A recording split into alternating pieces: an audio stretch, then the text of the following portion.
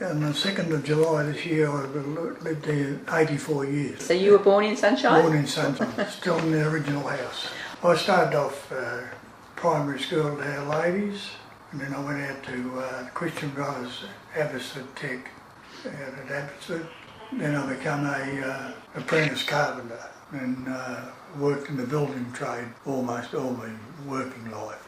I served the apprenticeship at a firm, Thompson and Chalmers from Flemington, who actually built John Darling's flour mill, Spalding's and Nettlefall. My father, he worked for McKay's, and then he built a house in Hampshire Crescent. About 1922. It was bought off McKay for £100. Got the paperwork at home. He didn't actually work at the factory, he was a traveller, expert. He would leave on Monday morning, catch a train to Spencer Street and then be away for nearly a fortnight. We had the factory between us. Oh, okay, you're on the other side. We lived there, so you had to go out around. I remember the original sort of not club rooms, they were just a bit of a shelter. We just drive around, walk around or ride bikes or something like that. The bowling green had a fence.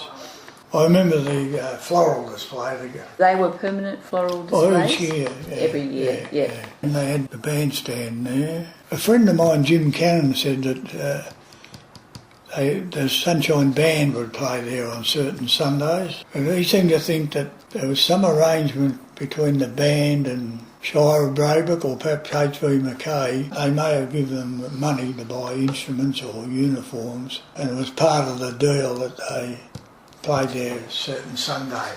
Did you ever play any sport or? Oh yeah, played footy on the football. Ground? Yep. With the under 18 Sunshine Club. There was 4 cricket clubs. There was 2 cricket pitches on that ground. I've often heard it referred to in those days as the Gardens Reserve. Well, I don't know whether it was the railways originally, but one of the McKays put a pavilion there, which was rather good in those days because it had a hot water service in it. On the edge of it, yeah.